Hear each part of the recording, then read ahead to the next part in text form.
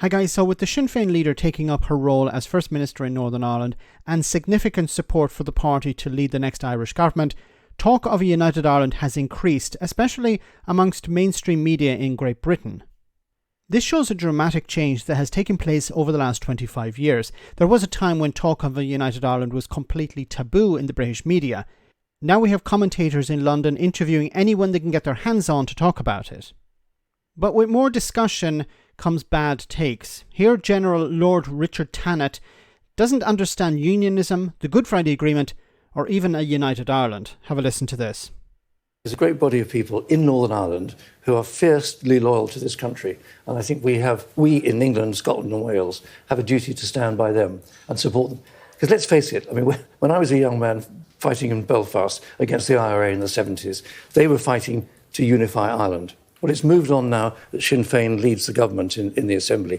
But that shouldn't be allowed to become an inevitability that the island of Ireland is united. There's a large number of people who want to be part of this country, and we have an absolute duty to protect them.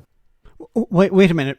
Okay, there are a few things to highlight here. First of all, protect them. What does he mean by protect them? So he's talking about Unionists. So Unionists obviously don't want a united Ireland. They want Northern Ireland to remain part of the United Kingdom. But if a majority on the island of Ireland want the island to be reunited, or united, whatever term you want to use, well, what does he mean by protecting Unionists?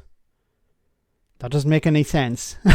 And second, we need to, it's not an inevitability, we need to stop that. We need to stop it from happening. Stop what from happening? A united Ireland?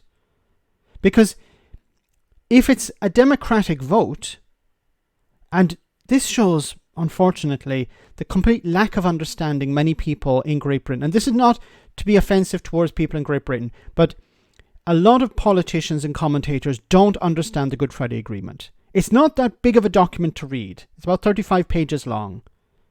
I know Dominic Raab wasn't able to read it, but I'm sure this member of the House of Lords has enough time on his hands to read the Good Friday Agreement, and he'll understand that it's up to the people of Ireland to decide if the country is going to be reunited. It's not up to the British government. It's not for them to get in the way or to try and stop it from happening.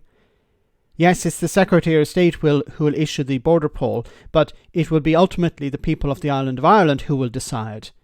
Not the members of the House of Lords, not the British government, not I don't know who, but it shows once again a complete lack of understanding. And why are these people invited on if they don't know what they're talking about? This guy obviously doesn't know what he's talking about.